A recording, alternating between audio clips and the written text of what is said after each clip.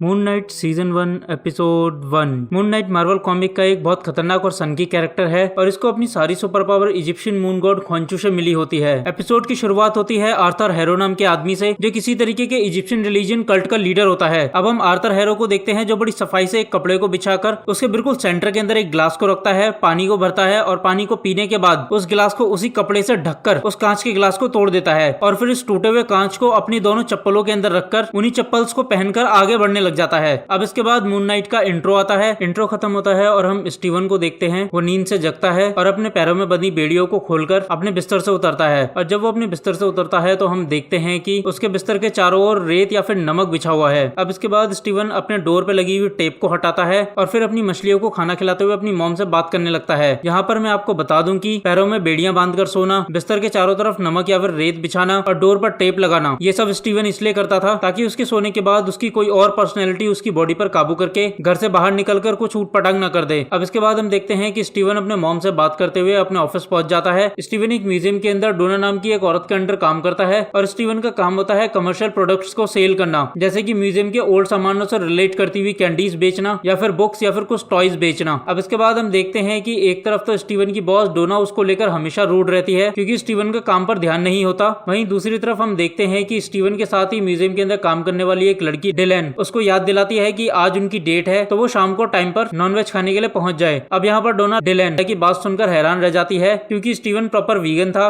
और डिलेन उसे नॉनवेज खाने के लिए बुला रही थी। अब यहीं पर हम स्टीवन को देखते हैं जो डिलेन की बातें सुनकर बहुत हैरान था क्योंकि उसे ये बात बिल्कुल याद नहीं थी कि उसने कब डेट के लिए पूछा था, यानी कि डेट के लिए स्टीवन ने नहीं बल्कि मार्क स्पेक्टर नाम की इसकी दूसरी पर्सनैलिटी ने पूछा था। अब शाम होने पर हम देखते हैं कि स्टीवन डिलेन के साथ डेट पर ना जाकर रोड पर स्टैचू बनने का काम करने वाले आदमी के पास बैठकर अपना रोल खाने लगता है और उसको अपनी सारी प्रॉब्लम्स बताने लगता है कि किस तरीके से वो हर रात खुद को बांध कर सोता है और उसे स्प्लिट पर्सनैलिटी की बीमारी है। अब रोल खाने के बाद जब स्टीवन अपने घर जाता है तो हम देखते हैं कि स्टीवन अपने बेड के आसपास रेत को फिर से ठीक से बिछा रहा होता है और कल के उसके बने पैरों के सारे निशानों को मिटा रहा होता है। निशान मिटाने के बाद वो खुद को जगाने के लिए रूबिक क्यूब सॉल्व करने की कोशिश कर रहा था और जब रूबिक क्यूब सॉल्व करते करते उसे नींद आने लगती है तो वो इजिप्शियन गॉड के बारे में बुक पढ़ने लगता है और इजिप्शियन गॉड्स के बारे में पढ़ना उसका फेवरेट टॉपिक होता है, तो इसलिए उसे नींद नहीं आती। अब इसके बाद हम देखते हैं कि अचानक से स्टीवन एक पहाड़ी इलाके में आके गिर जाता है और अब इससे पहले कि वो कुछ समझ पाता तभी उसे अचानक से इजिप्शियन मून गॉड खोंचू की आवाज सुनाई देने लग जाती है। खोंचू उससे बोलता है कि कमजोर स्टीवन अपनी बॉडी छोड़ो और मार्क स्पेक्टर को अपनी बॉडी के अंदर लेकर आओ। और अब यहाँ पर स्टीवन खोंचू से बात कर ही रहा था कि तभी अचानक से दो लोग स्टीवन पे गोलियां चलाना शुरू कर देते हैं और स्टीवन वहां से भागते हुए पास के ही गांव में पहुंच जाता है। अब जब स्टीवन उस गांव के अंदर पहुंचता है तो वो देखता है कि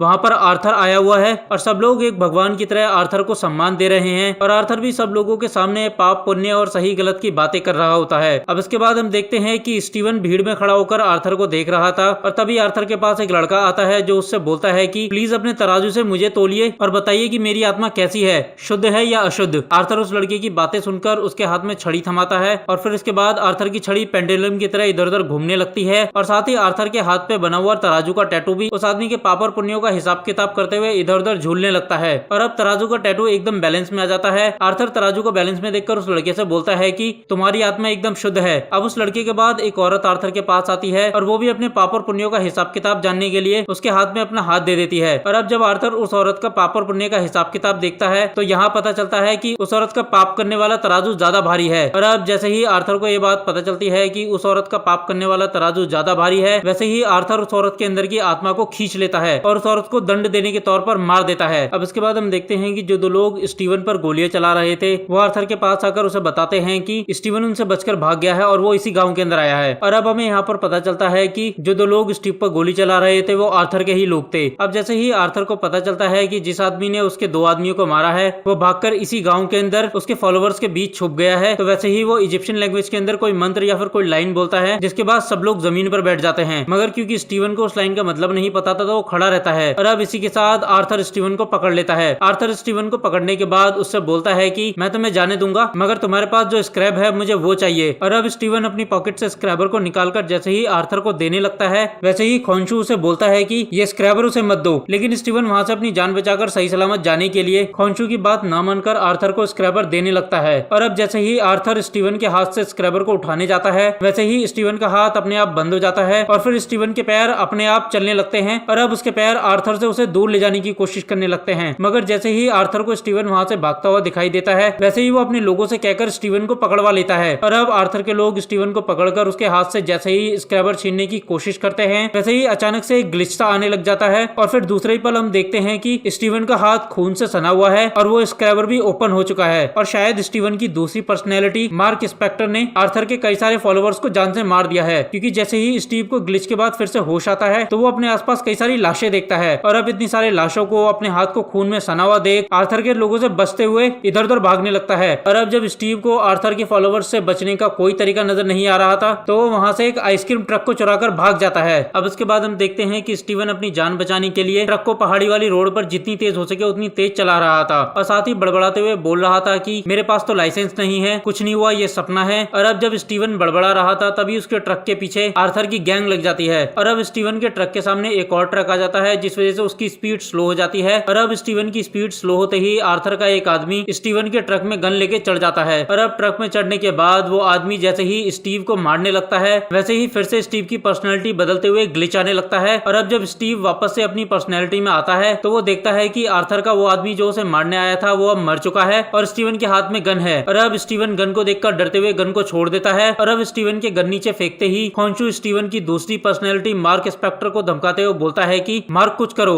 अगर स्क्रैब आर्थर के लोगों के हाथ लग गया तो मैं तुम दोनों को मार दूंगा। और अब इसके बाद हम देखते हैं कि आर्थर के लोग लेफ्ट और राइट साइड से स्टीव के ट्रक को घेर लेते हैं और अब जैसे ही स्टीव खुद को घिरा पाता है वैसे ही फिर से ग्लिच आता है और स्टीव की दूसरी पर्सनैलिटी मार्क स्पेक्टर गाड़ी को उल्टा चलाते हुए आर्थर के लोगों की गाड़ियों को पहाड़ी से नीचे गिरा देता है। अब इसके बाद हम देखते हैं कि स्टीवन की पर्सनैलिटी वापस अपनी बॉडी में फिर से आ जाती है और जैसे ही स्टीवन की पर्सनैलिटी अपनी बॉडी में आती है वैसे ही स्टीवन देखता है कि ट्रक उल्टा चल रहा है और आर्थर के लोग अभी भी उसके पीछे पड़े हुए हैं और अब घबराया हुआ स्टीवन बंदूक से गोली चलाने की जगह बंदूक को ही आर्थर की लोगों की गाड़ी के ऊपर फेंक के मार देता है और अब स्टीवन की इस बेवकूफी को देखकर खोंशू उस पर गुस्सा होते हुए बोलता है कि क्या बेवकूफ आदमी है, गोली चलाने की जगह बंदूक फेंक के मार रहा है। और अब इसके बाद हम देखते हैं कि ट्रक के थोड़ी दूर और चलने के बाद ट्रक बंद पड़ जाता है और अब जैसे ही ट्रक बंद पड़ता है वैसे ही आर्थर के लोग स्टीवन को घेर लेते हैं और अब इससे पहले कि आर्थर के लोग स्टीवन को मार पाते या उसे पकड़ पाते उससे पहले ही पहाड़ी के ऊपर से बहुत सारे कटे हुए पेड़ आर्थर के लोगों के ऊपर गिरने लगते हैं जिससे आर्थर के लोग मारे जाते हैं और फिर जैसे ही एक कटा हुआ पेड़ स्टीवन के ऊपर गिरता है वैसे ही स्टीवन की सपने से आंख खुल जाती है। अब आंख खुलते ही स्टीवन सबसे पहले चेक करता है कि वो बंधा हुआ था या नहीं, कहीं उसकी रेत के ऊपर उसके पैर के निशान तो नहीं बने हुए हैं या फिर उसके डोर के ऊपर से टेप हटी हुई तो नहीं है। और सब कुछ चेक करने के बाद जब स्टीवन को सुकून मिल जाता है तो वो हंसते हुए अपने बिस्तर पर फिर से लेट जाता है। अब इसके बाद हम देखते हैं कि स्टीवन खाना खाते हुए जब अपनी फिश से बात कर रहा था तो वो देखता है कि जहाँ कल तक उसकी फिश का सिर्फ एक पर था वहीं आज उसकी फिश के 2 विंड आ गए हैं। और अब स्टीवन अपनी फिश को लेकर उस शॉप में जाता है जहाँ से उसने वो फिश खरीदी थी और वहां जाने के बाद वो शॉप की ओनर से पूछता है कि क्या ऐसा मुमकिन है कि किसी फिश का पर एक दिन के अंदर उगाए, क्योंकि कल तक इस फिश का सिर्फ एक ही पर था और आज इस फिश के दोनों पर हैं। और अब यहाँ पर शॉप ओनर उससे बोलती है कि सर आप कल ही तो मुझसे फिश खरीद कर लेकर गए थे, तब इसके अंदर दोनों पर थे। और अब स्टीवन ये बात सुनकर हैरान रह जाता है कि वो कल ही इस फिश को खरीद कर लेकर आया है, जबकि ये फिश उसके पास काफी टाइम से थी। इस फिश को मार्क स्पेक्टर खरीद के लेकर आया था। स्टीवन वाली फिश को मार्क स्पेक्टर ने खा लिया था क्योंकि वो नॉनवेज होता है। अब इसके बाद स्टीवन की नजर शॉप में लगी घड़ी पर जाती है तो उसे पता चलता है कि वो अपनी डेट के लिए लेट हो गया है और अब वो जल्दी जल्दी कपड़े पहनकर उस रेस्टोरेंट में पहुंच जाता है जहाँ पर वो और डिलेन कबाब खाने वाले थे। और अब जब काफी देर हो जाती है और डिलेन वहाँ नहीं पहुँचती तो स्टीवन डिलेन को फोन करते हुए उससे पूछता है कि तुम अब तक रेस्टोरेंट पहुंची क्यों नहीं। और अब स्टीवन का सवाल सुनकर डिलेन उससे बोलती है कि स्टीवन हमारी डेट फ्राइडे की थी और मैं 2 दिन पहले जाके कबाब खा के आ गई, वो भी अकेले, आज संडे है। और अब जब स्टीवन को पता चलता है कि आज संडे है और उसके पूरे 2 दिन उसकी स्प्लिट पर्सनैलिटी मार्क स्पेक्टर ने इस्तेमाल करी है तो वो रेस्टोरेंट से उठता है और फिर अपनी मम्मी से बात करते हुए अपने घर चला जाता है। अब घर पहुंचने के बाद जब स्टीव उन चॉकलेट्स को खा रहा होता है जो चॉकलेट उसने डिलेन के लिए खरीदी थी, तभी उसकी नजर उसके फर्श पर पड़ती है जहाँ पर टेबल को खिसकाने की लाइंस बनी हुई थी। और अब स्टीव को कुछ शक होता है जिसके बाद वो टेबल को खिसकाकर वापस उसी जगह ले आता है जहाँ पर उसकी स्प्लिट पर्सनैलिटी टेबल को खिसकाकर रखती थी तो उसे ठीक टेबल के ऊपर उसकी दीवार टूटी हुई मिलती है। और अब स्टीवन टेबल पर चढ़कर लकड़ी के उस टुकड़े को निकालता है जो दीवार से थोड़ा खिसका हुआ था तो वो देखता है कि उस जगह के अंदर मोबाइल, चार्जर और एक चाबी रखी हुई है। और अब स्टीवन उन तीनों चीजों को बाहर निकालकर फोन को चार्ज करता है और जैसे ही वो फोन को चार्ज करता है तो वो देखता है कि उस फोन पर लाइला नाम की लड़की के बहुत सारे मिस कॉल आए हुए हैं। और अब इससे पहले कि स्टीवन कुछ समझ पाता तभी उस फोन पर फिर से लाइला का कॉल आता है और वो स्टीवन को मार्क नाम से पुकार रही होती है और वो मार्क से बात करते हुए बोलती है कि मार्क तुम कहाँ से इतने महीनों से, मैं तुम्हें कब से फोन कर रही हूँ, तुम कहाँ पर हो मुझे बताओ। लेकिन लाइला को ये नहीं पता था कि फोन पर बात करने वाला मार्क नहीं बल्कि स्टीवन है और स्टीवन को लाइला की कोई बात समझ नहीं आ रही थी। इनफैक्ट वो तो लाइला नाम की किसी लड़की को जानता भी नहीं था, जिस वजह से वो लाइला को बोलता है कि बहन जी आप मुझे मार्क नाम से क्यों बुला रही हैं, और शायद लाइला मार्क की वाइफ या फिर गर्लफ्रेंड है। तो इस वजह से लाइला स्टीवन के मुंह से बहन जी सुनकर उससे बोलती है कि मार्क तुम मुझे बहन जी क्यों बोल रहे हो। और अब दोनों साइड कंफ्यूजन क्रिएट होने की वजह से लाइला फोन कट कर देती है। इसके बाद हम देखते हैं कि स्टीवन की दूसरी पर्सनैलिटी मार्क स्टीवन को पुकार रही थी, और साथ ही मार्क स्टीवन को बोल रहा था कि स्टीवन छानबीन करना बंद करो और अपने काम से काम रखो, वरना अंजाम अच्छा नहीं होगा। और अब स्टीवन लाइट को ब्लिंक होता देख बहुत ज्यादा डर जाता है और फिर भागते हुए अपनी बिल्डिंग की लिफ्ट में बैठ जाता है। और अब जब वो लिफ्ट से ग्राउंड फ्लोर पर जा रहा होता है तभी लिफ्ट अचानक से थर्ड फ्लोर पर रुक जाती है, और लिफ्ट के रुकते ही अंधेरे में उसे खोंशू दिखाई देता है। और अब स्टीवन खोंशू से बचने के लिए जैसे ही लिफ्ट को बंद करता है वैसे ही वहां पर एक बूढ़ी औरत आ जाती है, जो मार्क को इस तरीके से घबराया हुआ देख खुद भी डर जाती है। और फिर उसके बाद जल्दी से 5th फ्लोर पर पहुंचकर अपनी फ्रेंड का डोर खटखटाने लगती है। और अब मार्क अचानक से लिफ्ट के अंदर से बस के अंदर पहुंच जाता है और रात से दिन हो जाता है। और अब दिन होने के बाद जब मार्क रोड पर इधर उधर देखता है तो उसे रोड पर खोंशू दिखाई देता है, जो एक झटके में गायब भी हो जाता है। और अब जैसे ही स्टीव अपनी बस से उतरता है तो वो देखता है कि आर्थर भी उसी बस के अंदर था, यानी कि आर्थर कोई इसका सपना नहीं बल्कि हकीकत है। और अब इसके बाद हम देखते हैं कि म्यूजियम के अंदर ही स्टीवन की मुलाकात आर्थर से हो जाती है, और यहाँ पर आर्थर स्टीवन से बोलता है कि मुझे लगा नहीं था कि तुम सच बोलोगे, लेकिन सच में तुम्हारा नाम स्टीवन है और तुम म्यूजियम के अंदर ही काम करते हो। और अब इतना बोलने के बाद आर्थर स्टीवन से बोलता है कि मुझे वो स्क्रैप चाहिए। स्क्रैप के बारे में सुनकर स्टीवन उससे बोलता है कि मेरे पास तुम्हारा स्क्रैप नहीं है। आर्थर स्टीवन की बात सुनकर उससे पूछता है कि क्या तुम इजिप्शियन देवी एमिट को जानते हो। स्टीवन आर्थर के सवाल का जवाब देते हुए बोलता है कि हाँ मैं जानता हूँ, एमिट इजिप्शियन गॉड के अंदर यमराज थी। अब आर्थर स्टीवन का जवाब सुनकर उसे बताता है कि एमिट यमराज सिर्फ उन लोगों के लिए थी जो पापी थे। एमिट सभी का भूत भविष्य और वर्तमान देख सकती थी, और वो हर इंसान का भूत भविष्य वर्तमान देखने के बाद ही फैसला किया करती थी कि वो अच्छा है या बुरा, उसे सजा मिलेगी या फिर नहीं। और अब इतना बोलने के बाद आर्थर स्टीव के हाथ में भी अपनी छड़ी पकड़ाते हुए उसे पेंडुलम की तरह हिलाने लगता है, और जैसे ही वो छड़ी पेंडुलम की तरह हिलती है वैसे ही आर्थर के हाथ पे बना हुआ टैटू भी हिलने लगता है। और अब हिलते हुए टैटू को देखकर आर्थर स्टीवन से बोलता है कि तुम्हारे अंदर केओस है। और अब स्टीवन इतनी बात सुनने के बाद वहां से भाग जाता है। अब इसके बाद रात होने पर हम देखते हैं कि सब लोग म्यूजियम से धीरे धीरे करके जाने लगते हैं, और स्टीवन भी अपना काम खत्म करके अपने घर जाने ही लगता है कि तभी उसे म्यूजियम के अंदर से कुत्ते की आवाज आने लगती है। और अब स्टीवन कुत्ते की आवाज को फॉलो करते हुए जैसे ही म्यूजियम के थोड़े अंदर जाता है, एक अजीब सा क्रीचर जैसा डॉग उसके पीछे पड़ जाता है, जो उसकी जान लेना चाहता था। अब एक तरफ तो वो अजीब सा डॉग स्टीवन की जान लेना चाहता था, वहीं दूसरी तरफ आर्थर म्यूजियम के अंदर अनाउंसमेंट करते हुए स्टीवन से बोलता है कि स्टीवन मुझे वो स्क्रैप दे दो। लेकिन क्योंकि स्टीवन के पास वो स्क्रैप था नहीं, तो इस वजह से वो वहां से भागने लगता है। और अब स्टीवन उस अजीब से डॉग से अपनी जान बचाते हुए म्यूजियम में इधर उधर भागते हुए टॉयलेट के अंदर जाके छुप जाता है। और अब जैसे ही स्टीवन टॉयलेट के अंदर पहुंचता है वैसे ही स्टीवन की दूसरी पर्सनैलिटी मार्क स्पेक्टर मिरर से स्टीवन से बात करते हुए बोलता है कि स्टीवन अगर तुम उस जानवर से अपने आप को बचाना चाहते हो तो अपने आप को मुझे सौंप दो, मैं तुम्हें और खुद को बचाना चाहता हूँ। अब शुरुआत में तो स्टीवन मार्क की ये सारी बातें सुनकर सोचता है कि उसे ये सब उसकी स्प्लिट पर्सनैलिटी वाली बीमारी की वजह से दिखाई और सुनाई दे रहा है, लेकिन फिर जब डॉग लगभग दरवाजा तोड़ने ही वाला था तब स्टीव को अपनी जान बचाने के लिए मजबूरी में अपने आप को मार्क को सौंपना पड़ता है। और अब जैसे ही स्टीवन की बॉडी मार्क के पास आती है, मार्क अपने आप को मून नाइट में बदल लेता है। और अब मून नाइट उस खतरनाक अजीब से क्रीचर जैसे डॉग को बुरी तरीके से मारने लगता है, और उसे इतना मारता है कि उसकी मौत हो जाती है। और अब उस अजीब से डॉग को मारने के बाद मून नाइट आगे बढ़ता है, और यहाँ पर हमें मून नाइट का फुल कॉस्ट्यूम दिखाई देता है, और इसी के साथ ये एपिसोड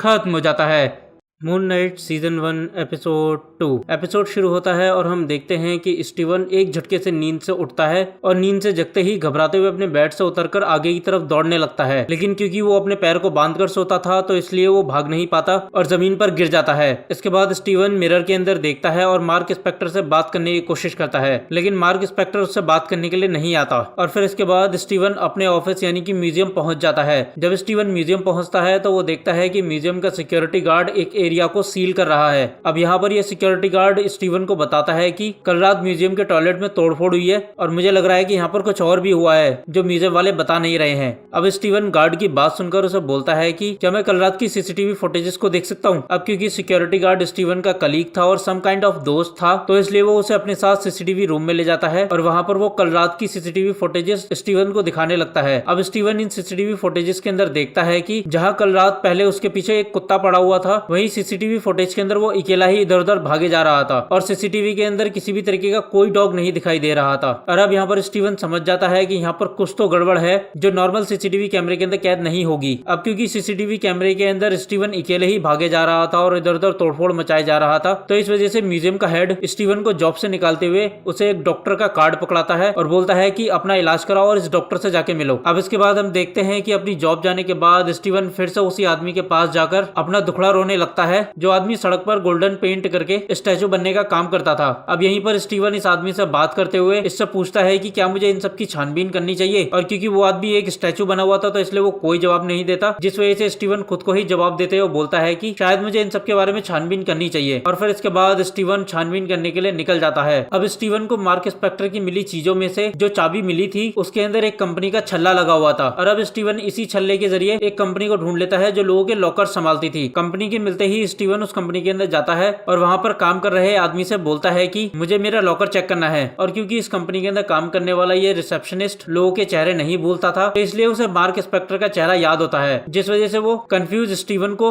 मार्क स्पेक्टर समझकर उसे उसके लॉकर तक ले जाता है। अब एपिसोड को आगे कंटिन्यू करने से पहले मैं आपको बता दूं कि ये जो आपको लॉकर के ऊपर एक बारकोड दिखाई दे रहा है, इसको स्कैन करने से आप एक वेबसाइट पर जाएंगे जहां पर आपको मून नाइट की फ्री कॉमिक्स पढ़ने को मिलेंगी, तो चाहे तो आप जा सकते हैं। अब सिक्योरिटी गार्ड के लॉकर ओपन करके जाने के बाद स्टीवन इस लॉकर के अंदर चला जाता है। अब स्टीवन जब लॉकर के अंदर जाता है तो वो देखता है कि वहां पर एक बिस्तर लगा हुआ है, कुछ कपड़े रखे हुए हैं और एक बैग है जिसके अंदर एक गन मिलती है और एक पासपोर्ट मिलता है मार्क स्पेक्टर के नाम से। उसके अंदर काफी सारे पैसे होते हैं अलग अलग करेंसी के, और साथ ही उस बैग के अंदर वो स्क्रैप भी होता है जिस स्क्रैप के पीछे आर्थर पड़ा हुआ था। अब इसके बाद स्टीवन इस स्क्रैप को निकालता है तो ये स्क्रैप हवा में फ्लोट होने लगता है और एक डायरेक्शन की तरफ इशारा कर रहा होता है। अब यहीं पर दीवारों की साइड पे जो रिफ्लेक्शन आ रही थी वहां से मार्क स्पेक्टर स्टीवन के सामने आता है और उसे बोलता है कि स्टीवन इन सभी सामानों को चुपचाप इस बैग के अंदर रख दो और फिर उसके बाद जो बिस्तर लगा हुआ है उस पर जाकर सो जाओ, तुम्हारे लिए यही अच्छा होगा। अब स्टीवन मार्क स्पेक्टर की बात सुनने के बाद उससे बोलता है कि ये सब क्या चल रहा है यहाँ पर। मार्क स्पेक्टर स्टीवन की बात सुनकर उसे बोलता है कि मैं इजिप्शियन मून गॉड खोंशू का अवतार हूँ और यहाँ पर मैं बुरे लोगों को मारने के लिए आया हूँ, इन सब से तुम्हारा कोई लेना देना नहीं है, तुम बस चुपचाप जाके सो जाओ,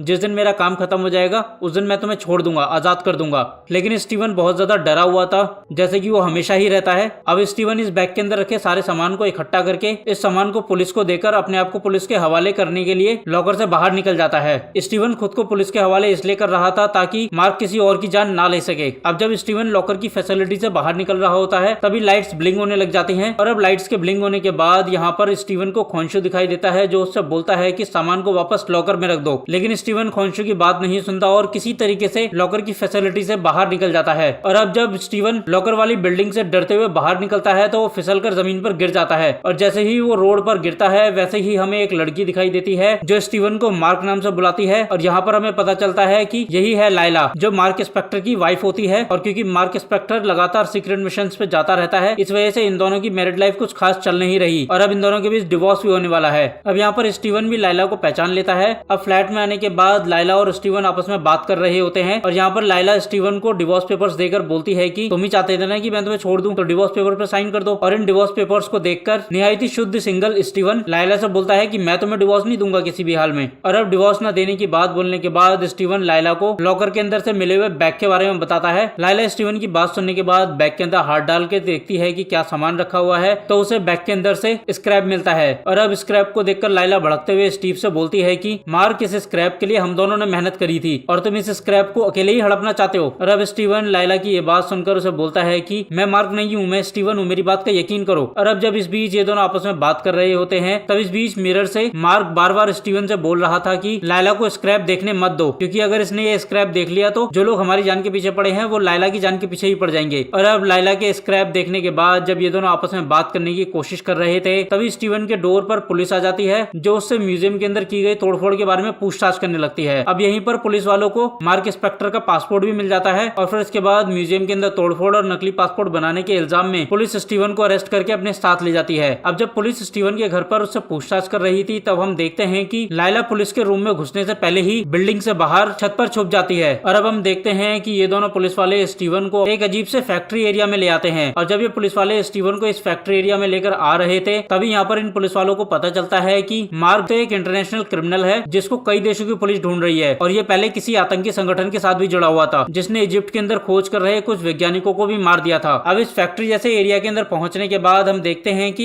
स्टीवन उन दोनों पुलिस वालों से बोलता है कि मुझे तो लगा था कि हम पुलिस स्टेशन जा रहे हैं, लेकिन हम तो कहीं और ही आ गए। स्टीवन की बात सुनने के बाद उनमें से जो एक मेल पुलिस वाला होता है वो गाड़ी के मिरर को ठीक करते हुए स्टीवन से बोलता है कि तुम्हें ऐसा क्यों लगा कि हम पुलिस स्टेशन जा रहे हैं। और अब जब ये पुलिस वाला स्टीवन से बात करते हुए मिरर ठीक कर रहा था, तभी हम यहाँ पर देखते हैं कि इस पुलिस वाले के हाथ पर ठीक आर्थर जैसा ही तराजू का एक टैटू बना हुआ है, यानी कि ये दोनों आदमी आर्थर की गैंग के लोग होते हैं। अब इस फैक्ट्री से इलाके में पहुंचने के बाद आर्थर के दोनों आदमी गाड़ी से उतरते हैं और फिर आर्थर को इन्फॉर्म करने के लिए चले जाते हैं कि वो स्टीवन को अपने साथ ले आए हैं। अब इस बीच हम स्टीवन और मार्क को देखते हैं जो आपस में बात कर रहे होते हैं। यहाँ पर मार्क स्टीवन को बोल रहा था कि मुझे अपना जिस्म सौंप दो, मैं तुम्हें और मुझे दोनों को बचा सकता हूँ। लेकिन क्योंकि स्टीव को अब उन नकली पुलिस वालों से ये पता चल गया था कि मार्क ने कई सारे लोगों की जान ली है, तो इस वजह से वो मार्क को अपना जिस्म सौंपने के लिए मना कर देता है। और अब जब ये दोनों बात कर रहे थे तब अचानक से गाड़ी का दरवाजा खुलता है और स्टीवन जमीन पर गिर पड़ता है। अब इसके बाद हम देखते हैं कि आर्थर स्टीवन के पास आता है और उसकी हथकड़ियां खोलते हुए उससे पूछता है कि क्या खोंशू तुम्हारे आसपास ही है और वो तुमसे क्या बोल रहा है कि तुम मुझे जान से मार दो। स्टीवन आर्थर की बात को सुनकर उसे बोलता है कि हाँ, खोंशू ठीक तुम्हारे पीछे है और वो मुझसे बोल रहा है कि मैं तुम्हें जान से मार दूं। अब जब ये दोनों आपस में बात कर रहे थे तभी हम देखते हैं कि खोंशू गुस्से में आसपास की चीजों को हवा से हिलाने लगता है, जिसको देखकर स्टीवन डर जाता है। मगर आर्थर स्टीवन से बोलता है कि खोंशू तुम्हारे बिना बस आसपास की चीजों को हवा से हिला सकता है, इसके अलावा और कुछ भी नहीं कर सकता,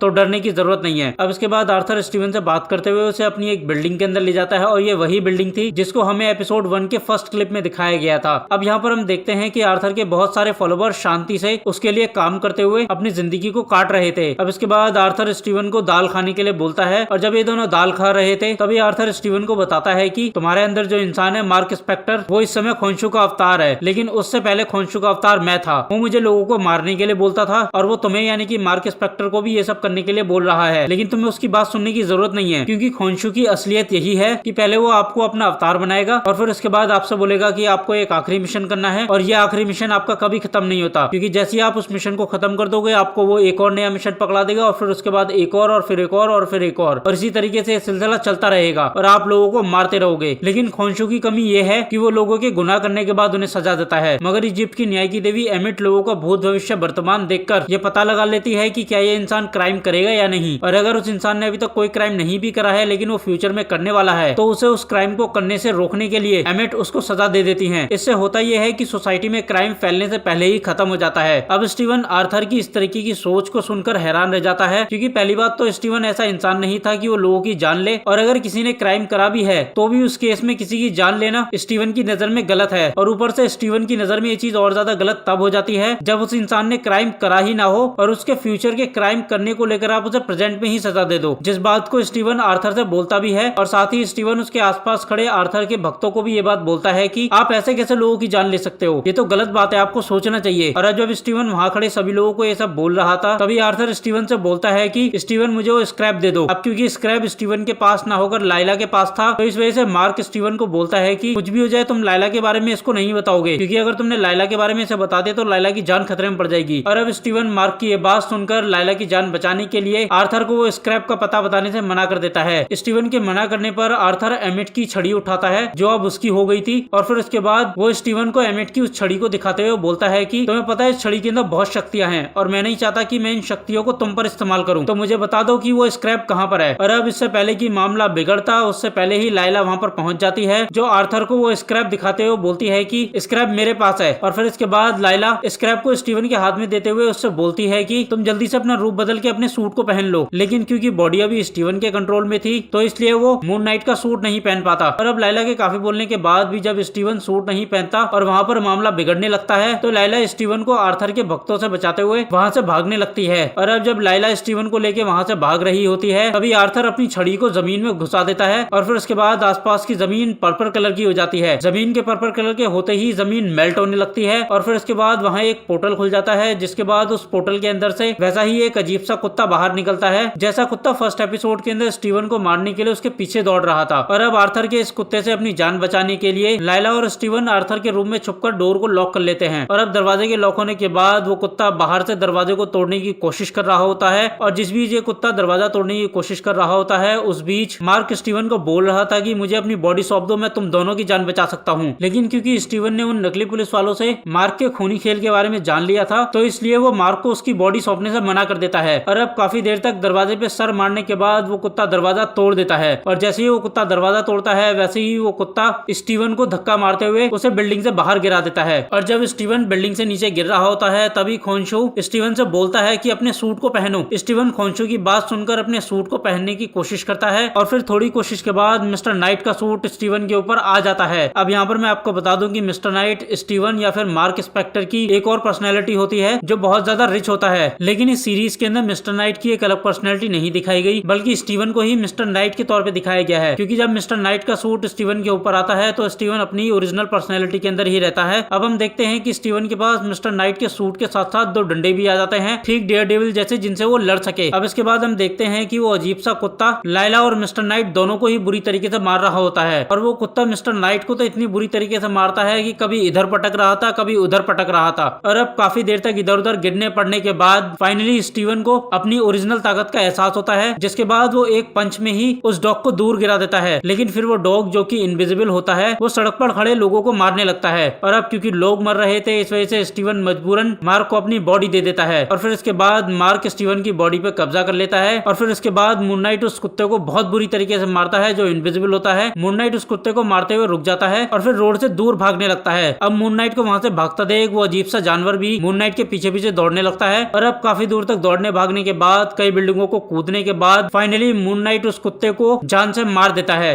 अब उस कुत्ते जैसे जीव को मारने के बाद मार्क अपने नॉर्मल कपड़ों में आ जाता है। और फिर नॉर्मल कपड़ों में आने के बाद वो अपनी जेब में स्क्रैप को ढूंढने लगता है, लेकिन स्क्रैप उसकी जेब में नहीं होता बल्कि वो तो फाइट के दौरान वहीं गिर गया था। और अब ये गिरा हुआ स्क्रैप आर्थर के हाथ लग गया था। अब इसके बाद हम देखते हैं कि मार्क ने स्टीवन की बॉडी पे पूरी तरीके से कब्जा कर लिया था और स्टीवन मार्क की तरह मिरर वर्ल्ड के अंदर फंस गया था। अब इसके बाद हम देखते हैं कि खोंशू मार्क के पास आ जाता है और उस पर गुस्सा होते हुए बोलता है कि तुमने मुझे प्रॉमिस किया था कि स्टीवन हम दोनों के बीच नहीं आएगा और यही हमारी डील थी तुम्हारी जान बचाने को लेकर। अगर मैं तुम्हारी जान बचा सकता हूँ तो तुम्हारी जान ले भी सकता हूँ। और अब खोंशू की इतनी बात सुनने के बाद मार्क उसे उस पर भरोसा करने के लिए बोलता है और साथ ही ये भी बोलता है कि भले ही हमारे हाथ से स्क्रैप चला गया है मगर हम अभी भी आर्थर से आगे निकल सकते हैं, उससे पहले इजिप्ट पहुंचकर। और अब जैसे ही मार्क ये बात बोलता है वैसे ही अगले सीन के अंदर हम देखते हैं कि मार्क के हाथ में शराब की बोतल होती है और वो इजिप्ट के एक होटल के अंदर होता है जिसकी विंडो से उसे इजिप्ट के पिरामिड दिखाई दे रहे होते हैं। और अब इन्हीं पिरामिड्स को देखने के साथ ही ये एपिसोड खत्म हो जाता है। Moon night season 1 episode 3 episode शुरू होता है और हम देखते हैं कि लाइला अपना इजिप्ट का नकली पासपोर्ट बनवाकर मैक की मदद करने के लिए कायरो चली जाती है। और यहाँ पर हमें पता चलता है कि लाइला इजिप्ट की ही नागरिक थी, मगर क्योंकि 10 साल पहले उसने ब्लैक मार्केट के एंटीक स्मगलर्स के पास से काफी सारी एंटीक चीजों को चुराकर उनके ओरिजिनल ओनर्स तक पहुंचा दिया था, जिस वजह से वो स्मगलर्स लाइला की जान के पीछे पड़ गए थे और फिर लाइला को अपनी जान बचाने के लिए देश छोड़ना पड़ जाता है। इसके बाद हम देखते हैं कि आर्थर अपने भक्तों के साथ स्कैरब की मदद से उस लोकेशन तक पहुंच जाता है जहाँ पर एमिट का मकबरा था। वही मार्क भी कायरो में आर्थर के लोकल गुंडों से लड़ते हुए उनसे आर्थर की लोकेशन पूछ रहा था। और जब वो उन गुंडों को मार रहा था तभी अचानक से ग्लिच आता है और मार्क की पर्सनैलिटी बदल जाती है। और जब मार्क की पर्सनैलिटी वापस आती है तो वो देखता है कि स्टीवन ने आर्थर के गुंडों को जान से मार दिया है। इसके बाद मार्क खोंशू के कहने पर जिंदा बचे आर्थर के गुंडे को डराने के लिए उसे पहाड़ी से नीचे लटका देता है और उससे आर्थर का पता पूछने लगता है, मगर वो लड़का एमिट के लिए अपनी जान दे देता है। इसके बाद मार्क स्टीवन पर गुस्सा करते हुए बोलता है कि तुमने इन लोगों को क्यों मारा। स्टीवन मार्क को गुस्सा देख उससे बोलता है कि मरने मारने का काम तुम्हारा है, मेरा नहीं, ये काम मैंने नहीं किया। अब इसके बाद यहाँ पर खोंशू आ जाता है और फिर खोंशू और मार्क मिलकर आर्थर को कैसे ढूंढे ये सोचने लगते हैं। और अब आपस में बात करते हुए मार्क खोंशू से बोलता है कि क्या बाकी देवता सिर्फ आर्थर को एमिट को जिंदा करते हुए देखते रहेंगे। और अब बाकी देवताओं का नाम सुनते ही खोंशू सभी देवताओं की सभा बुलाता है जहाँ पर सभी देवताओं के अवतार पहुंच जाते हैं। और इन्हीं देवताओं में से एक देवी होती है हैथोर, जो goddess of sky, women, fertility और लव होती है। और हैथोर की अवतार होती है यडजिल नाम की एक लड़की। हैथोर खोंशू की इकलौती दोस्त होती है और कॉमिक के अंदर एक टाइम पे इन दोनों का लप्पा झप्पा भी चल रहा था। अब सभा शुरू होते ही सभी देवता आर्थर को बुलाते हैं और फिर खोंशू आर्थर पर एमिट के मकबरे को ढूंढने का इल्जाम लगाने लगता है। असल में सभी देवताओं ने एमिट को मकबरे में दफना दिया था, क्योंकि अगर एमिट जिंदा रहती तो वो सभी पापियों को मार देती, जिसका मतलब था कि धरती से लगभग सभी इंसान खत्म हो जाते। अब आर्थर अपनी सफाई में बोलता है कि वो कायरो सिर्फ घूमने आया है और फिर आर्थर खोंशू पे इल्जाम लगाते हुए बताता है कि खोंशू एमिट से जलता है और वो एमिट के पीछे तब से पड़ा हुआ है जब से मैं उसका अवतार था, और अभी जो उसका अवतार है वो बीमार है। और अब आर्थर की इतनी बातें सुनने के बाद देवता आर्थर को फ्री कर देते हैं और ये सभा यहीं खत्म हो जाती है। अब सभा खत्म होने के बाद यडजिल मार्क को बोलती है कि अगर तुम्हें आर्थर से पहले एमिट के मकबरे को खोजना है तो मेरे पास एक और तरीका है। यडजिल की बात सुनकर मार्क उससे बोलता है कि तो मुझे वो तरीका बताओ प्लीज। और अब यडजिल मार्क को बताती है कि एमिट के मकबरे को सबसे छुपाकर एक अनजान जगह पे दफनाया गया था, और ऐसा इसलिए किया गया था क्योंकि एमिट के भक्त हर तरफ थे और ये लोकेशन इतनी ज्यादा सीक्रेट है कि इसके बारे में किसी को भी नहीं पता। लेकिन शैनफू नाम नाम का सिपाही ये जानता था कि एमिट का मकबरा कहाँ पर है। मकबरे तक पहुंचने की जानकारी शेनफू को इसलिए दी गई थी ताकि जब कभी भी देवताओं को एमिट को जगाने का मन हो तो वो उसे जगा सकें। शेनफू का ताबूत काफी टाइम पहले किसी ने चोरी करके ब्लैक मार्केट में बेच दिया था, तो अगर तुम्हें शेनफू का ताबूत मिल गया तो समझ लो तुम्हें एमिट का मकबरा भी मिल जाएगा। और अब यर्जिल की बात सुनने के बाद मार्क कायरो की सड़कों पर शेनफू के ताबूत के बारे में लोगों से पूछने लगता है, मगर क्योंकि मार्क लोकल नहीं था तो इसलिए कोई भी उसे कुछ भी नहीं बताता। अब यहाँ पर मार्क का पीछा करते हुए लैला भी आ जाती है, जो उसे मोगार्ड नाम के एक एंटीक ब्लैक मार्केट स्मगलर से मिलवाती है। अब लैला और मार्क मोगार्ड से शेनफू का ताबूत दिखाने की रिक्वेस्ट करते हैं, तो मोगार्ड उन्हें शेनफू का ताबूत दिखा देता है। और मोगार्ड इन दोनों को ये ताबूत इसलिए आसानी से दिखा देता है क्योंकि लैला मोगार्ड को जानती थी। अब इसके बाद हम देखते हैं कि मार्क स्टीवन की मदद से शेनफू के ताबूत में रखे कुछ कपड़ों को जोड़ने की कोशिश कर रहा था। ये कपड़े तारों का मैप बना रहे थे और इन्हीं तारों की दिशाओं की मदद से एमिट के मकबरे तक पहुंचा जा सकता था। अब जब मार्क स्टीवन से बात कर रहा था तभी यहाँ पर आर्थर भी आ जाता है, जो मोगार्ड को एमिट की छड़ी की पावर दिखाते हुए शेनफू के ताबूत को तोड़ देता है। अब इसके बाद हम देखते हैं कि मार्क खोंशू के कहने पर मून नाइट बन जाता है और अब मार्क के मून नाइट बनते ही आर्थर वहां से चला जाता है। और अब एक तरफ तो मून नाइट मोगार्ड के लोगों को मारने लगता है, मगर फिर बीच में स्टीवन के आने की वजह से मून नाइट की बॉडी में काफी सारे भाले घुस जाते हैं। वहीं दूसरी तरफ लैला भी मोगार्ड के गार्ड को मारकर शेनफू के बनाए मैप को अपने पास रखकर मून नाइट की मदद करने के लिए उसके पास जाने लगती है, तो मोगार्ड लैला को हिट करके जमीन पर गिरा देता है। और अब लैला को जमीन पर गिरा देख मून नाइट खड़ा होता है और मोगार्ड और उसके सभी साथियों को जान से मार देता है। अब इसके बाद मार्क और लैला रेगिस्तान में जाकर स्टीवन की मदद से इस मैप को जोड़ लेते हैं, लेकिन क्योंकि मैप में तारों की दिशाएं उस समय की थी जिस दिन शेनफू ने मैप बनाया था, तो इस वजह से अब ये मैप काम नहीं कर रहा था क्योंकि इतने टाइम में तारों ने अपनी लोकेशंस बदल ली थी। और अब यहाँ इनकी मदद करने के लिए खोंशू आगे आता है और बोलता है कि मैं तुम्हारे लिए आसमान में उसी रात की कंडीशन ले आऊंगा जिस रात शेनफू ने मैप बनाया था, मगर क्योंकि मैं नेचर के साथ छेड़खानी करूंगा तो बाकी देवता मुझे पत्थर बना देंगे। तो जब तुम्हारा काम हो जाए तब स्टीवन तुम मार्क को अपनी बॉडी वापस करके उसे बोलना कि वो मुझे बचाने आए। और अब इतना बोलने के बाद खोंशू स्टीवन को मिस्टर नाइट के सूट में ले आता है और फिर स्टीवन खोंशू की हैंड मूवमेंट को कॉपी करने लगता है, जिसकी वजह से तारों की दिशाएं बदलने लगती हैं। और ये सीन अब तक के मून नाइट की सभी एपिसोड्स के सीन्स में से सबसे बेहतरीन सीन था। और अब हम देखते हैं कि फाइनली तारों की दिशाएं बदलने से स्टीवन और लाइला को एमिट का मकबरा मिल जाता है। वहीं दूसरी तरफ सभी देवता खोंशू को भी पत्थर में बदल देते हैं। अब इसके बाद हम आर्थर को देखते हैं, जो पहले तो देवताओं के लीडर से बात कर रहा था और फिर वो पत्थर बने हुए खोंशू के सामने आकर उसे बोलता है कि खोंशू मैं वो करूंगा जो तुम नहीं कर पाए, और एक बात याद रखना, मैं तुम्हारे जुल्म की पैदाइश हूँ और मेरी जीत के लिए भी तुम ही जिम्मेदार होगे। और अब आर्थर के इसी डायलॉग के साथ ये एपिसोड खत्म हो जाता है। Moon night season 1 episode 4 episode शुरू होता है और हम देखते हैं कि इजिप्शियन गॉड का लीडर खोंशू की मूर्ति को बाकी के पत्थर बने हुए देवी देवताओं के साथ रख रहा था। और उसके बाद हम देखते हैं कि रेगिस्तान में आर्थर के दो लोग लाइला को मारने की कोशिश कर रहे होते हैं, मगर लाइला बेहोश स्टीवन को बचाते हुए उन दोनों लोगों को मारकर स्टीवन के साथ एमिट के मकबरे तक पहुंच जाती है। अब जब ये दोनों मकबरे के पास पहुंचते हैं तो इन दोनों के बीच हल्का सा रोमांटिक मूवमेंट बनता है, जिस वजह से मार्क स्टीवन के मुंह पर पंच मार देता है। अब ये दोनों गुफा में जाते हैं और यहाँ पर इन्हें सबसे पहले पता चलता है कि एमिट का आखिरी अवतार एक फेरो था जो एमिट की आवाज था। अब इसके बाद गुफा में आगे बढ़ने पर इन्हें एक प्लेटफॉर्म दिखाई देता है जिसके ऊपर काफी सारा खून और मांस के टुकड़े पड़े हुए थे। अब इस प्लेटफॉर्म को देखने के बाद ये दोनों आगे बढ़ने का रास्ता ढूंढने लगते हैं कि तभी वहाँ पर एक अजीब सा क्रीचर आ जाता है जो आर्थर के एक आदमी को अपने साथ लेकर आया था, और वो क्रीचर उस आदमी को प्लेटफॉर्म पर लेटाकर उसे खाने लगता है। अब जब वो क्रीचर उस आदमी को खा रहा था तभी लाइला अपने आप को उस क्रीचर से छुपाने के लिए मूव करने लगती है, और अब लाइला के मूव करने की वजह से वहाँ पर रखी चीजें हिलने लग जाती हैं, और अब चीजों की हिलने की आवाज उस क्रीचर को भी सुनाई दे जाती है। जिसके बाद वो क्रीचर इधर उधर देखता है तो उसे स्टीवन दिखाई दे जाता है, और अब वो स्टीवन के पीछे पड़ जाता है। और अब स्टीवन लाइला को उस क्रीचर से बचाने के लिए उस क्रीचर के ऊपर कुछ सामान गिरा देता है और साथ ही लाइला को वहाँ से भागने के लिए भी बोलता है। अब हम देखते हैं कि लाइला चट्टानों के किनारों से होते हुए आगे बढ़ रही होती है, तो तभी वहाँ पर फिर से वही क्रीचर आ जाता है जो एक झटके में लाइला को अपने साथ खींचकर ले जाता है, मगर लाइला उस क्रीचर से फाइट करके उसे मारकर उसे खाई में गिरा देती है। अब इसके बाद जब लाइला आगे बढ़ने लगती है तो वहाँ आर्थर आ जाता है जो लाइला को बता देता है कि जब उसके डैड रेगिस्तान में कुछ खोज कर रहे थे तभी वहाँ पर मार्क और उसका दोस्त पहुंच गए थे, और फिर मार्क के दोस्त ने उसके डैड को मार दिया था। और अब इसी के साथ लाइला को पता चल गया था कि मार्क उसी आतंकी संगठन का हिस्सा था जिसने उसके डैड को मारा था। और अब लाइला मार्क की सच्चाई जानने के बाद टूट जाती है, मगर फिर भी वो आर्थर की साइड ना लेकर अपने काम को पूरा करने के लिए गुफा में आगे बढ़ने लग जाती है। वहीं इन सब के बीच स्टीवन एक रूम में पहुंच जाता है जहाँ पर एक इजिप्शियन फेरो का मकबरा होता है, लेकिन मजे की बात ये थी कि इस मकबरे पर जो भी कुछ लिखा हुआ था वो इजिप्शियन लैंग्वेज में ना लिखा होकर बल्कि मैसेडोनियन लैंग्वेज में लिखा हुआ था। और अब मैसेडोनियन लैंग्वेज को देखकर स्टीवन ये समझ गया था कि ये मकबरा अलेक्जेंडर का है। अब इसके बाद हम देखते हैं कि स्टीवन अलेक्जेंडर के मकबरे को ओपन करता है और फिर एमिट की मूर्ति को ढूंढने लगता है, और क्योंकि अलेक्जेंडर एमिट की आवाज था, तो इसलिए स्टीवन अलेक्जेंडर के मुंह को ओपन करके उसके मुंह में अपना हाथ डालकर उसके मुंह से एमिट की मूर्ति को निकाल लेता है। और फिर जैसे ही वो एमिट की मूर्ति को निकालता है वैसे ही वहाँ पर लाइला आ जाती है, जो मार्क से उसके डैड की मौत की सच्चाई जानने के लिए उसे फिर से शरीर में वापस आने के लिए बोलती है। और अब लाइला के कहने पर मार्क अपनी बॉडी में वापस आता है और उसे सच बताते हुए बोलता है कि मैं इस चीज को एक्सेप्ट करता हूँ कि मैं उसी आतंकी संगठन का हिस्सा था जिस आतंकी संगठन ने तुम्हारे डैड को मारा, मगर मैंने तुम्हारे डैड को नहीं मारा, मेरे दोस्त ने मारा था और उसने तुम्हारे डैड को लालच में मारा था। मैंने उसे रोकने की कोशिश करी थी मगर उसने फिर मुझे भी गोली मार दी थी। और फिर उसके बाद तुमसे सॉरी बोलने के लिए जब मैं तुमसे पहली बार मिला तब से लेकर अब तक मैं ये बात कई बार सोच चुका हूँ कि मैं तुम्हें किस तरीके से अपनी सच्चाई बताऊं। अब यहाँ मैं आपको बता दूं कि यही सेम चीज कॉमिक में भी हुई थी, और कॉमिक में जब मार्क को गोली लगी थी तब मार्क ने खोंशू को अपनी जान बचाने के बदले में उसकी गुलामी एक्सेप्ट करी थी, और यही चीज सीरीज के अंदर भी कॉमिक से उठा के कॉपी करी गई है। अब ये दोनों आपस में बात कर ही रहे थे कि तभी वहाँ पर आर्थर और उसके लोग आ जाते हैं, जिस वजह से लाइला छुप जाती है और मार्क आर्थर और उसके लोगों से लड़ने का फैसला करता है। और अब क्योंकि मार्क के पास सिर्फ एक कुल्हाड़ी थी तो इसलिए वो ज्यादा कुछ कर नहीं पाता, और फिर आर्थर मार्क को गोली मार देता है, जिसके बाद मार्क पानी में डूबने लग जाता है। इसके बाद हम देखते हैं कि मार्क बेहोशी में सपना देखता है जिसमें वो एक मेंटल हॉस्पिटल में होता है, और इस मेंटल हॉस्पिटल में मार्क की लाइफ से जुड़े हुए सभी लोग होते हैं। और यहाँ पर मार्क डेली एक ट्रेजर हंटिंग की मूवी देखा करता था जिसमें डॉक्टर स्टीवन ग्रेंट नाम का एक आदमी पुरानी चीजों को ढूंढा करता था, और यहाँ पर हम देखते हैं कि मार्क के पास हमेशा मून नाइट का एक टॉय भी रहता था।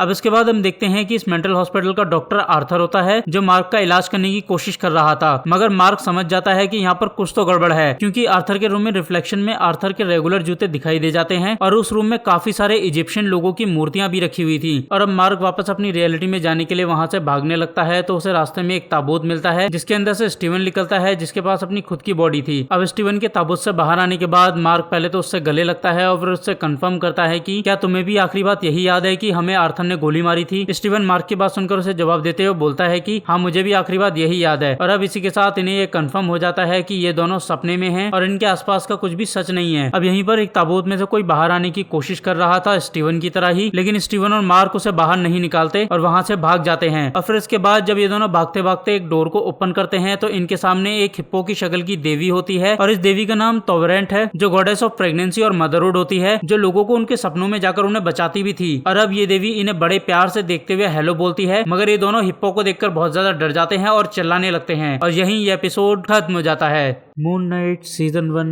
एपिसोड 5 एपिसोड शुरू होता है और हम देखते हैं कि मार्क और स्टीवन अभी भी तवरेत के सामने खड़े थे, जो उन्हें बताती है कि वो सपना नहीं देख रहे बल्कि वो मर चुके हैं, और जो हॉस्पिटल वो देख रहे हैं वो असल में मृत्यु लोक है, जिसे उनकी यादों के हिसाब से फैमिलियर दिखाने के लिए बनाया गया है, क्योंकि असली मृत्यु लोक को वो देख नहीं पाएंगे। तवरेत की बातें सुनने के बाद मार्क बड़बड़ाते हुए बोलता है कि डॉक्टर आर्थर सही बोल रहे थे, मैं पागल हो रहा हूँ और इसीलिए मुझे बोलने वाली हिप्पो दिखाई दे रही है। और अब बड़बड़ाते हुए जैसे ही मार्क एक गेट को ओपन करता है तो वो वैसे ही एक शिप पर पहुंच जाता है जो रेगिस्तान पर चल रहा था। ये तवरेत का शिप था जो आत्माओं को आरू यानी कि स्वर्ग लेकर जाता था, लेकिन आत्माएं स्वर्ग तभी जा पाती थी जब उनके दिल पर कोई बोझ न हो, और साथ ही एमिट के तराजू पर उनके दिल को तोलने पर दिल का वजन पंख के वजन के बराबर निकले। और अगर दिल पर किसी तरीके का बोझ रह जाता है या फिर तराजू में किसी इंसान के तोले हुए दिल का वजन पंख के वजन से ज्यादा निकलता है तो ऐसी कंडीशन में उस इंसान की आत्मा को डुआट यानी कि नर्क के अंदर फेंक दिया जाएगा। और यहाँ पर मैं आपको बता दूं कि नर्क यानी कि वो रेगिस्तान जिस पर तवरेत का शिप चल रहा था, इस रेगिस्तान में अनगिनत आत्माएं जमी हुई थी। अब यहाँ पर तवरेत मार्क और स्टीवन के दिल को निकालकर जब एमिट के तराजू पर तोलती है तो तराजू बैलेंस होने की बजाय ऊपर नीचे मूव करता रहता है, ठीक उसी तरीके से जैसे फर्स्ट एपिसोड में एमिट की छड़ी मूव कर रही थी। अब जब तराजू किसी तरीके के नतीजे पर नहीं पहुंचता तो तवरेत मार्क और स्टीवन को बोलती है कि तुम दोनों की आत्माओं में एक अधूरापन है और तुम दोनों में से कोई है जो कुछ छुपा रहा है, तो जब तक तुम दोनों अपने सभी गिल्ड से बाहर नहीं आ जाओगे तब तक तुम्हें स्वर्ग नहीं मिलेगा, और तुम दोनों के पास टाइम बहुत कम है अपने सभी राज और अपने सभी गिल्ड का सामना करने का, क्योंकि अगर एक बार स्वर्ग का दरवाजा आ गया और तब तक तुम अपने गिल्ड से बाहर नहीं आ पाए तो तुम दोनों हमेशा के लिए नर्क में जम जाओगे। इस शिप के अंदर तुम्हारी सारी यादें हैं, तो जल्दी करो और जाकर अपने सभी राज और अपने सभी गिल्ड का सामना करो। और अब तवरेत की बातें सुनने के बाद मार्क और स्टीवन बोट के अंदर जाकर हॉस्पिटल में जाते हैं और हॉस्पिटल में अलग अलग रूम में अपनी अलग अलग यादों को देखने लगते हैं। हॉस्पिटल के सभी कमरों के अंदर जितनी भी यादें थी उनमें से ज्यादातर मार्क की थी, और अब इन्हीं यादों से स्टीवन को मार्क की जिंदगी के काफी सारे राजों के बारे में भी पता चलता है। जैसे कि जब ये दोनों एक रूम के अंदर जाते हैं तो यहाँ पर स्टीवन को पता चलता है कि एक टाइम पे मार्क को मिलिट्री से छुट्टी लेने की वजह से निकाल दिया गया था और फिर बेरोजगार होने की वजह से पैसे कमाने के लिए मार्क अपने कमांडिंग ऑफिसर बुशमैन के पास जाता है, जो उसे अपने साथ इजिप्शियन मकबरे को चुराने के प्लान में शामिल कर लेता है। और फिर इसके बाद जब मार्क और बुशमैन की टीम मकबरे को चुराती है तो वहाँ पर बुशमैन अपना प्लान बदलकर इजिप्शियन मकबरे की खोज कर रहे सभी खोजियों को मारने का फैसला कर लेता है, जिनमें से लायला के डैड भी शामिल थे। लेकिन क्योंकि मार्क को बुशमैन का ये आइडिया बिल्कुल पसंद नहीं आया था और वो ये बिल्कुल नहीं चाहता था कि बेगुनाह लोगों को मारा जाए, और इसी वजह से मार्क ने सभी खोजियों को बचाने की कोशिश भी करी थी, मगर मार्क खोजियों को बचाकर ज्यादा दूर तक नहीं ले जा पाया था। और फिर बुशमैन ने पहले तो सभी खोजियों को मार दिया था और फिर उसके बाद बुशमैन ने मार्क को भी गोली मार दी थी। और फिर इसके बाद जब घायल मार्क घसीटते हुए खोंशू की मूर्ति तक गया और वहां पहुंचने के बाद जब वो खुद की जान लेने वाला ही था, तभी वहां पर खोंशू आ जाता है, जो मार्क को उसकी जिंदगी देने के बदले खोंशू की गुलामी एक्सेप्ट करने के लिए बोलता है। और अब इसी के साथ मार्क अपनी जिंदगी के बदले खोंशू के ऑफर को एक्सेप्ट कर लेता है। अब स्टीवन ये सब देख ही रहा था कि तभी देवलोक के अंदर उथल पुथल मच जाती है, क्योंकि धरती पर आर्थर अपने मकसद में कामयाब हो गया था। वो सभी इंसानों के फ्यूचर में किए जाने वाले पापों को अभी तोलकर उनकी मौत के समय आने से पहले ही उन्हें मारकर नर्क में भेज रहा था। और अब देवलोक के अंदर आ रही आत्माओं के ऊपर ट्रायल चलाने की जगह पर उन्हें सीधा नर्क के अंदर भेजा जाने लगा था। और अब इसी के साथ इंसानी दुनिया को बचाने के लिए मार्क और स्टीवन के पास समय और भी ज्यादा कम रह गया था, तो इसलिए पहले तो स्टीवन की रिक्वेस्ट करने पर तवरेत मार्क और स्टीवन को जिंदा करने के लिए बोट को स्वर्गलोक के रास्ते से शिफ्ट करके इंसानी दुनिया वाले दरवाजे की तरफ मोड़ लेती है। और वो ऐसा इसलिए करती है ताकि मार्क और स्टीवन जिंदा हो सके और फिर धरती पर जाकर आर्थर को रोक सके। और अब एक तरफ तो तवरेत अपने रास्ते को बदलकर अपनी बोट चलाने लगती है, वहीं दूसरी तरफ मार्क और स्टीवन अपने गिल्ट का सामना करने के लिए फिर से हॉस्पिटल के दरवाजों को खोलने लगते हैं। और अब हम देखते हैं कि जब ये दोनों एक रूम के अंदर जाते हैं तो इन्हें यहाँ पर बहुत सारे लोगों की लाशें दिखाई देती हैं, जो उन सभी लोगों की थी जिन्हें मार्क ने खोंशू के कहने पर मारा था। अब यहीं पर स्टीवन को एक बच्चा दिखाई देता है, जिसका पीछा करने पर स्टीवन को पता चलता है कि वो बच्चा मार्क के बचपन का रूप है। और अब यहीं पर स्टीवन को पता चलता है कि एक बार बचपन में मार्क और उसको छोटा भाई एक गुफा के अंदर गए थे, जहाँ पर बारिश का पानी भर जाने की वजह से मार्क का छोटा भाई डूबकर मर गया था, जिसके बाद मार्क की माँ डिप्रेशन में रहने लग गई थी। और फिर वो हर रोज मार्क को कोसती थी और उसे कहती थी कि मार्क, तुमने मेरे छोटे बेटे को मारा है, तुम हमेशा अपने छोटे भाई से जलते थे, जब से वो पैदा हुआ है तब से तुम उससे जलते थे, उससे नफरत करते थे, और ये बात मुझे पहले ही समझ जानी चाहिए थी, मुझे तुम्हारे साथ उसे नहीं भेजना चाहिए था, तुमने वादा करा था उसे सही सलामत रखने का, लेकिन तुमने उसे मार दिया। और अब यहाँ पर स्टीवन देखता है कि ना सिर्फ मार्क की माँ मार्क को मार्क के भाई की मौत के लिए जिम्मेदार ठहराती थी, बल्कि वो हर रोज अपनी छोटे बेटी की मौत का बदला लेने के लिए मार्क को पीटा भी करती थी। और फिर इसी टॉर्चर की वजह से मार्क ने अपनी फेवरेट मूवी टॉम बस्टर के मेन लीड के डॉक्टर स्टीवन ग्रेंट के कैरेक्टर से इंस्पायर होकर स्टीवन ग्रेंट नाम की अपनी एक पर्सनैलिटी डेवलप कर ली थी, जो इजिप्शियन हिस्ट्री और उनके गॉड्स की हिस्ट्री के बारे में काफी कुछ जानने में इंटरेस्टेड रहता था, और वो काफी ज्यादा इंटेलिजेंट भी था। और हाँ, यहाँ पर मैं क्लियर कर दूं कि ज्यादातर लोग इजिप्शियन हिस्ट्री को इजिप्शियन माइथोलॉजी कहते हैं। आप सच को कितना भी दबाने की कोशिश करते हुए इजिप्शियन गॉड की हिस्ट्री को कितना भी माइथोलॉजी कह लो, लेकिन वो इजिप्ट का असली इतिहास था, जिसे कुछ बेवकूफ लोगों ने मिटा दिया। और हाँ, यहाँ पर मैं एक बात और क्लियर कर दूं, रामायण भगवत गीता भी कोई माइथोलॉजी नहीं है, ये रियलिटी है और ये भारत का इतिहास है। Back to the story. अब स्टीवन को भी समझ आ गया था कि मार्क उससे यही छुपा रहा था कि असल में स्टीवन हकीकत नहीं है, बल्कि मार्क हकीकत है, और स्टीवन मार्क की बनाई हुई एक कल्पना है सिर्फ। और अब स्टीवन सच जानने के बाद बुरी तरीके से टूट जाता है। और अब यहीं पर जब मार्क स्टीवन को संभालने की कोशिश कर रहा था, तो तभी यहाँ पर मार्क स्टीवन को ये भी बता देता है कि स्टीवन रोज जिस मॉम से बात करता है वो 2 महीने पहले ही मर चुकी है। अब इसके बाद हम देखते हैं कि मार्क और स्टीवन अपनी मॉम की डेथ वाली यादों में पहुंच जाते हैं। और अब यहाँ पहुंचने के बाद हम देखते हैं कि मार्क के ऊपर उसकी मॉम के किए गए इतने सारे अत्याचारों के बाद भी जब उसकी मॉम मरती है तो मार्क बुरी तरीके से रोता है और अपनी मॉम को याद कर रहा होता है, और साथ ही वो अपने भाई की डेथ के लिए खुद को जिम्मेदार ठहरा रहा होता है। मगर फिर स्टीवन मार्क को संभालते हुए उसे बोलता है कि मार्क, तुम्हारा भाई मरा, इसमें तुम्हारी कोई गलती नहीं थी, वो जस्ट एक एक्सीडेंट था। अब इसके बाद हम देखते हैं कि तवरेत की बोट इंसानी दुनिया तक जाने वाले दरवाजे के पास पहुंच जाती है। और अब हम देखते हैं कि दरवाजे तक पहुंचने के बाद भी तराजू स्टेबल नहीं हुआ था, और अब क्योंकि बोट भी रुक गई थी तो नर्क के अंदर रहने वाले लोग मार्क और स्टीवन को अपने साथ ले जाने के लिए बोट पर चढ़ने लगते हैं। और अब ये आत्माएं मार्क और स्टीवन को अपने साथ नर्क ले जाने के लिए उन पर हावी होने लगती हैं, और फिर कुछ आत्माएं मिलकर मार्क को अपने साथ बोट से नीचे उतारने की कोशिश करने लगती हैं। और अब स्टीवन मार्क को मुसीबत में देख सभी आत्माओं से लड़ने लगता है, और इसी लड़ाई में और मार्क को बचाने के चक्कर में स्टीवन खुद नर्क के रेगिस्तान में गिरकर जम जाता है। और अब जैसे ही स्टीवन नर्क के अंदर जम जाता है, वैसे ही एमिट के तराजू से स्टीवन का दिल गायब हो जाता है, और अब रह जाता है तराजू पर सिर्फ मार्क का दिल। और अब जैसे ही सिर्फ मार्क का दिल रह जाता है, वैसे ही तराजू बैलेंस हो जाता है, जिस वजह से स्टीवन स्वर्ग में पहुंच जाता है, और यही एपिसोड खत्म हो जाता है। Moon night season 1 episode 6। Episode शुरू होता है और हम देखते हैं कि आर्थर मार्क की बॉडी के पास से एमिट की मूर्ति को ले लेता है और जैसे ही वो एमिट की मूर्ति को लेता है वैसे ही एमिट की छड़ी का डिजाइन भी बदल जाता है और फिर उसके बाद आर्थर अपने लोगों के साथ देवताओं की सभा वाले पिरामिड की तरफ निकल पड़ते हैं। लायला भी आर्थर को रोकने के लिए अपने मुंह को छुपाकर उसके लोगों के बीच घुल मिल जाती है। अब जब ये लोग देवताओं की सभा वाले पिरामिड की तरफ जा रहे होते हैं तभी रास्ते में पुलिस इन्हें रोक लेती है और यहाँ पर पुलिस वाले आर्थर से उसका पासपोर्ट मांगते हैं, लेकिन आर्थर उन सबकी आत्माओं को जज करते हुए उन सबको मार देता है और इन सभी पुलिस वालों में से सिर्फ एक ही पुलिस वाला पूरी तरीके से शुद्ध होता है जो जिंदा बच जाता है। अब एक तरफ तो आर्थर ये सब कर रहा था, वहीं आर्थर के लोग लाशों को ठिकाने लगा रहे थे। वहीं दूसरी तरफ हम देखते हैं कि लायला भी चाकू निकालकर आर्थर को मारने के लिए उसकी तरफ बढ़ने लगती है, लेकिन जब वो आर्थर को मारने के लिए उसकी तरफ बढ़ रही थी तभी तवरैत मरे हुए लोगों की बॉडीज में आकर लायला को रोक लेती है और उसे कहती है कि तुम आर्थर को अकेले नहीं हरा पाओगी, इसलिए तुम आर्थर के साथ जाओ और देवताओं की सभा वाले पिरामिड के अंदर खोंशू की मूर्ति रखी होगी, उस मूर्ति को जाकर तोड़ दो और खोंशू को आजाद कर दो ताकि वो मार्क को वापस जिंदा कर सके। और अब लायला तवरैत के कहने पर आर्थर को मारने का प्लान बदल देती है और फिर उसके बाद आर्थर के लोगों के साथ सभा वाले पिरामिड तक पहुंच जाती है। अब इसके बाद एक तरफ तो हम देखते हैं कि आर्थर सभा वाले पिरामिड के अंदर जाकर एमिट की मूर्ति को तोड़ देता है और फिर एमिट को आजाद कर देता है और एमिट भी आजाद होने के बाद आर्थर को जिंदगी बख्शते हुए कहती है कि आर्थर तुम्हारा तराजू डगमगा रहा है, यानी कि तुमने कुछ पाप करा है, लेकिन मैं तुम्हें जिंदगी बख्शती हूँ क्योंकि 2000 साल पहले मैंने एक ऐसे इंसान को अपना सेवक बनाया था जो मेरे तराजू में एकदम खरा उतरा था, लेकिन फिर उसी की वजह से ही मैं 2000 साल तक कैद रही और अब इस बार मैं ये गलती नहीं करूंगी। भले ही तुम्हारा तराजू डगमगा रहा है और तुमने पाप करे हैं, मगर फिर भी तुम मेरी खिदमत करोगे और मैं तुम्हें जिंदगी बख्शती हूँ। अब एक तरफ तो ये सब चल रहा था, वहीं दूसरी तरफ हम देखते हैं कि लायला को खोंशू की मूर्ति मिल जाती है और वो खोंशू की मूर्ति को तोड़कर उसे आजाद कर देती है। खोंशू आजाद होते ही लायला से कहता है कि मुझे इस धरती पर मार्क की मौजूदगी महसूस नहीं हो रही, यानी कि मार्क मारा गया है और अब क्योंकि मुझे एमिट को रोकना है तो क्या तुम लायला मेरा अवतार बनना पसंद करोगी। लायला खोंशू की बातों को सुनकर उस पर भड़कते हुए बोलती है कि मैं तुम्हारी गुलाम नहीं बनूंगी, तुम्हें खुद एमिट को रोकना होगा। और अब लायला के अवतार बनने को लेकर मना करने के बाद खोंशू खुद अकेले एमिट से लड़ने के लिए सभा में अपेयर हो जाता है और अब जैसे ही आर्थर खोंशू को आजाद देखता है वैसे ही वो समझ जाता है कि उनके साथ इस पिरामिड के अंदर कोई और भी आया है जिसने खोंशू को आजाद कर दिया है। और अब खोंशू को आजाद करने वाले आदमी को ढूंढने के लिए आर्थर अपने एक आदमी को काम पर लगा देता है। अब इसके बाद हम देखते हैं कि एक तरफ तो एमिट और खोंशू आपस में लड़ रहे होते हैं, वहीं दूसरी तरफ स्वर्ग में पहुंच चुका मार्क तवरैत से बोलता है कि मैं स्टीवन को नर्क में अकेला छोड़कर स्वर्ग के मजे नहीं ले सकता, उसने हमेशा मेरा साथ दिया है और अब मैं उसका साथ दूंगा। और अब मार्क इतना बोलने के बाद डुआर्ट यानी नर्क में पहुंच जाता है और अब जैसे ही वो नर्क में पहुंचता है वैसे ही वो भी जमने लग जाता है और अब इससे पहले कि वो पूरा जम पाता उससे पहले ही वो अपने दिल को स्टीवन के हाथ में रख देता है और अब मार्क का दिल स्टीवन और मार्क के हाथ के बीचों बीच था